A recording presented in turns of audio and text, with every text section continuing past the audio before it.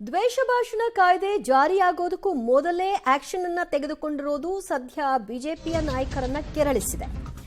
ತರೀಕೆರೆ ಹಿಂದೂ ಮುಖಂಡರಿಗೆ ಪೊಲೀಸರು ಒಂದು ನೋಟಿಸ್ ಅನ್ನ ಕೊಟ್ಟಿದ್ದಾರೆ.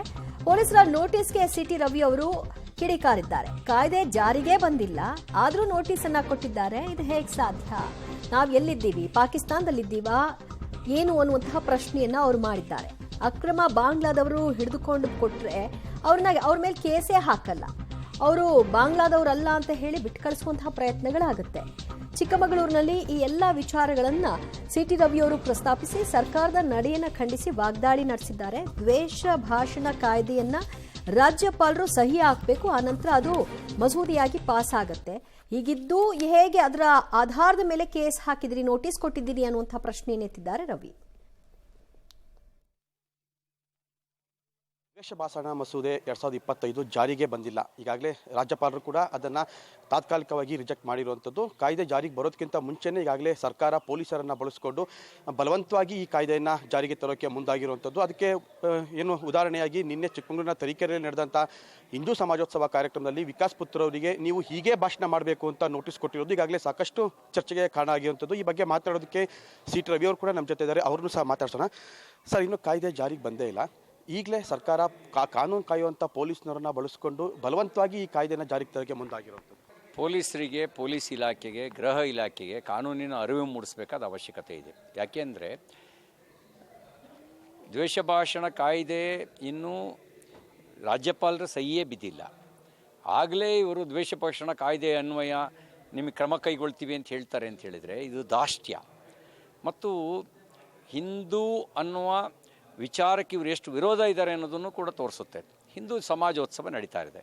ಹಿಂದೂ ಸಮಾಜೋತ್ಸವದ ಉದ್ದೇಶ ಏನು?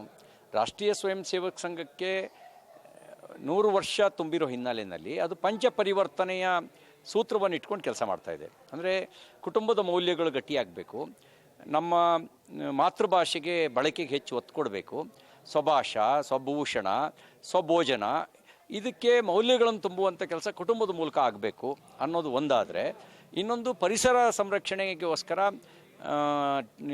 ತಯಾರು ಮಾಡಬೇಕು. ಪರಿಸರ ಸಂರಕ್ಷಣೆ ಆಗದೇ ಇದ್ದರೆ ಭಾಳ ಕಷ್ಟ ಆಗುತ್ತೆ. ಭಾರತೀಯ ಚಿಂತನೆಯ ದೃಷ್ಟಿಯಲ್ಲಿ ಪರಿಸರವನ್ನು ನೋಡಬೇಕು ಅನ್ನೋದು ಎರಡನೇದಾದರೆ, ಮೂರನೇದು ಸಾಮರಸ್ಯ, ಈ ಜಾತೀಯತೆ, ಅಸ್ಪೃಶ್ಯತೆಗೆ ಅವಕಾಶ ಇಲ್ಲದೆ ಇರತಕ್ಕಂಥ ಸಾಮರಸ್ಯದ ಸಮಾಜವನ್ನು ನಿರ್ಮಾಣ ಆಗಬೇಕು ಅನ್ನೋದು ಮೂರನೇ ಸಂಗತಿ. ನಾಲ್ಕನೇ ನಾಗರಿಕ ಶಿಷ್ಟಾಚಾರ.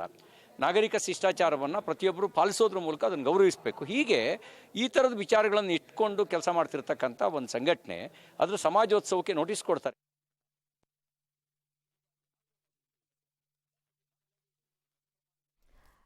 ಇನ್ನು ಪೊಲೀಸರ ಮೂಲಕವಾಗಿ ಕಾಯ್ದೆಯೇ ಇನ್ನು ಜಾರಿಗೆ ಬರೆದಿದ್ದ ಹೊತ್ತಿನಲ್ಲಿ ನೋಟಿಸ್ ಕೊಟ್ಟ ಹಿನ್ನೆಲೆಯಲ್ಲಿ ವಿಕಾಸ್ ಪುತ್ತೂರ್ ಅವರು ಕೂಡ ಇದೇ ವಿಷಯವಾಗಿ ಸರ್ಕಾರದ ನಡೆಯನ್ನು ಖಂಡಿಸಿದ್ದಾರೆ. ಅವರೇನು ಹೇಳಿದ್ದಾರೆ ಕೇಳೋಣ.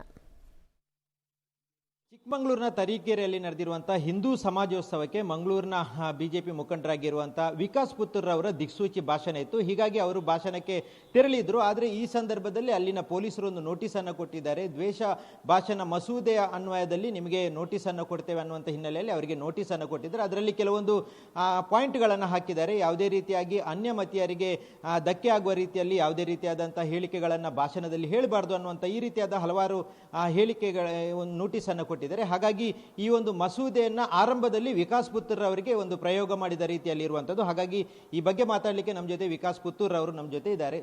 ವಿಕಾಸ್ ಪುತ್ತೂರ್ ಅವರೇ, ಈ ಒಂದು ಮಸೂದೆಯ ಆರಂಭ ನಿಮ್ಮಿಂದಲೇ ಆಗಿದೆ ಅಂತ ಅನಿಸುತ್ತೆ, ಏನ್ ಅನಿಸುತ್ತೆ ನಿಮಗೆ? ನೋಡಿ, ಕರ್ನಾಟಕ ರಾಜ್ಯದಲ್ಲಿ ಪ್ರಜಾಪ್ರಭುತ್ವ ಇದೆಯಾ ಇಲ್ವಾ ಅನ್ನೋದಕ್ಕೆ ನಿನ್ನೆಯ ಘಟನೆ ಸಾಕ್ಷಿ.